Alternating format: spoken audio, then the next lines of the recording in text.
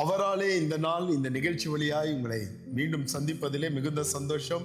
நாம் தொடர்ந்து எபேசியர் நிருபத்தை குறித்து நாம் படித்துக் கொண்டிருக்கிறோம்.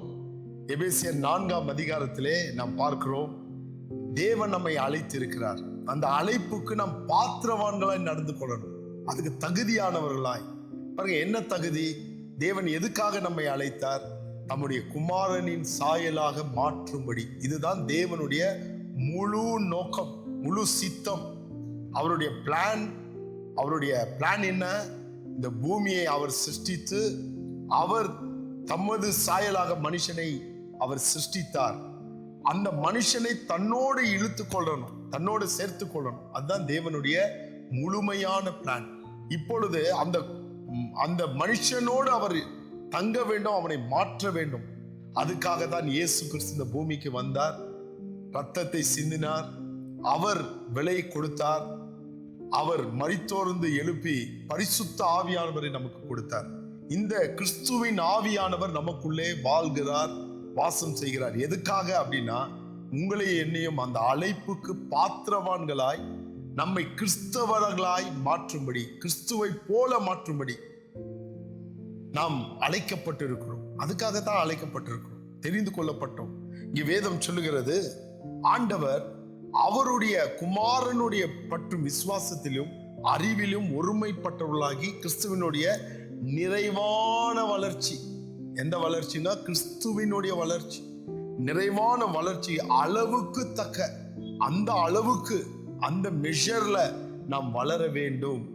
பூரண புருஷன் ஆகும் வரைக்கும் பரிசுத்தவான்கள் சீர்பொருந்தும் பொருட்டு சுவிசேஷ ஊழியத்தின் வேலைக்காக கிறிஸ்துவின் சரீரமாகிய சபையானது பக்தி விருத்தி அடைவதற்காக அவர் சிலரை அப்போஸ்தலரும், சிலரை தீர்க்கதரிசியாகவும், சிலரை சுவிசேஷர்களாகவும், சிலரை மேய்ப்பர்களாகவும், போதகர்களாகவர்களை தேவன் ஏற்படுத்தி இருக்கிறார்.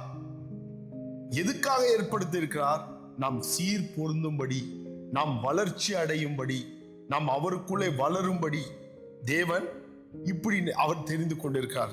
வேதம் சொல்லுகிறது 14ஆம் வசனம், நாம் இனி குழந்தைகளாயிராமல் மனுஷனுடைய சூதும் வஞ்சிக்கிறதுக்கு எதுவான தந்திரமுள்ள போதகமாகிய பலவித காற்றினாலே அலைகளைப் போல அடிபட்டு அலைகிறவர்களாயிராமல். இன்னைக்கு குழந்தைகளைப் போல வாழ்கிறது, குழந்தைகளைப் போல குறை கண்டுபிடிக்கிறது, பொறாம, அவங்க பத்தி இவங்க பத்தி, அவங்க சரியில்லை இவங்க சரியில்லை, இப்படியே கதை சொல்லி அவங்க நாட்களை வீணடிக்கிறார்கள். நீங்களும் நானும் இது கற்றுக்கொள்ளக்கூடாது. ஒரு சபைக்குள்ள போனோம்னா அந்த சபையில குறை இருக்கும், நம்முடைய குடும்பத்துல குறை இருக்கு, நம்முடைய பிள்ளைகள் மத்தியில குறை இருக்கு, நம்முடைய பெற்றோர்கள் மத்தியில குறை இருக்கு. யார் குறை இல்லாத இருக்கிறாங்க? சபையில எதுக்கு நாம் கூடி வருகிறோம்?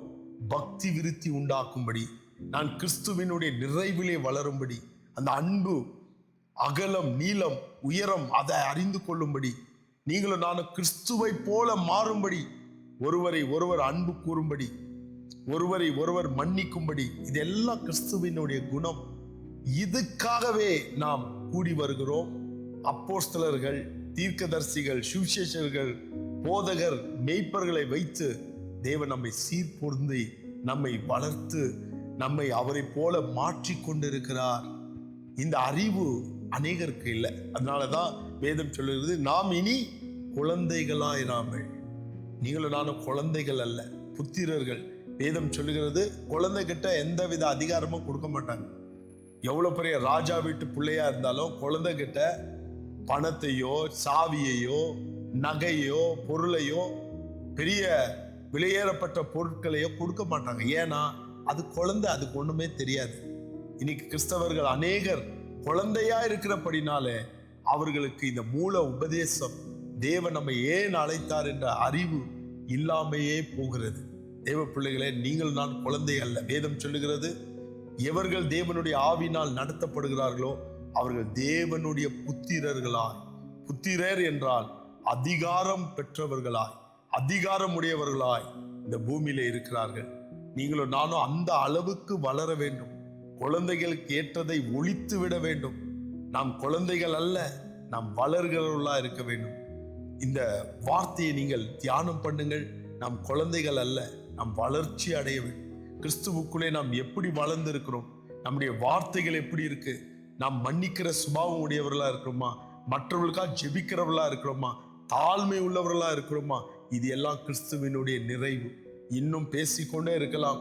இதை நீங்களும் சிந்திங்க. கர்த்தர் தாமே இந்த வார்த்தையின் மூலியமாய் உங்களை ஆசீர்வதிப்பாராக. ஆமென். God bless you.